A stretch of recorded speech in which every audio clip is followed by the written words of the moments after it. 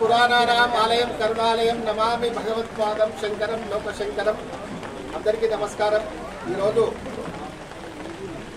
Telangana endowment cell నుంచి professor అన్నావతుల Suryaprakash గారు, అలాగే కో కన్వీనర్ నిరంజన్ దేశాయ్ గారు, అలాగే వారి కార్యవర్గ సభ్యులందరూ తెలంగాణ రాష్ట్ర వైదిక సంఘాన్ని దగ్గరికి వచ్చి రేపు 18వ తారీఖు రోజు బ్రాహ్మణ పరిషత్తు నుంచి ప్రభుత్వం వెంటనే నిధులు విడుదల చేయాలనే కార్యక్రమాన్ని, నిరసన కార్యక్రమాన్ని 18వ తారీఖు నాడు 10 గంటలకు మన ధర్నా చౌక్ దగ్గర ఏర్పాటు చేశారు.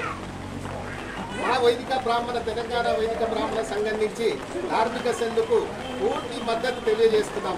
ఎందుకంటే మన ప్రతి ఒక్క బ్రాహ్మణుని కర్తవ్యం కూడా, ఎందుకంటే మన కుటుంబాలు, మన పిల్లలు ప్రభుత్వం నుంచి ఫలాలు పొందక విదేశాలకు వెళ్ళి, అలాగే ఇక్కడ ఉన్న బెస్ట్ స్కీములకు డబ్బులు రాక చాలా ఇబ్బంది పడుతున్నారు. మేము అడిగేది శాంక్షన్ అయిన వాళ్ళకే ఇవ్వమంటున్నాము.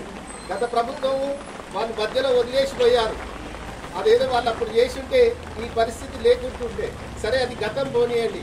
ఇప్పుడు వచ్చిన ప్రభుత్వం కూడా ఈ బ్రాహ్మణులను ఆదుకోవాలి, సమస్యను పరిష్కరించాలి, అది త్వరగా పరిష్కరించాలి. ఎందుకంటే పిల్లల చదువులు అకాడమిక్ ఇయర్ ఫీజులు కట్టాల్సిన పరిస్థితి ఉంది. మేము కూడా వైదిక సంఘం నుంచి ముఖ్యమంత్రి గారికి రిప్రజెంట్ చేశాము.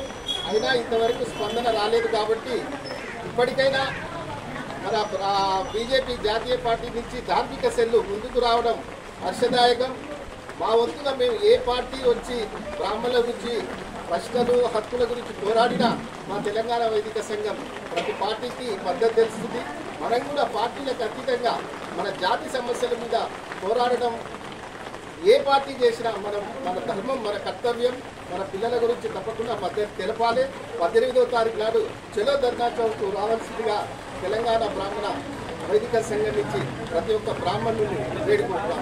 జై బ్రాహ్మణ్, జై బ్రాహ్మణ్, జై పరశురామ్, జై పరశురామ్. ధన్యవాదాలు.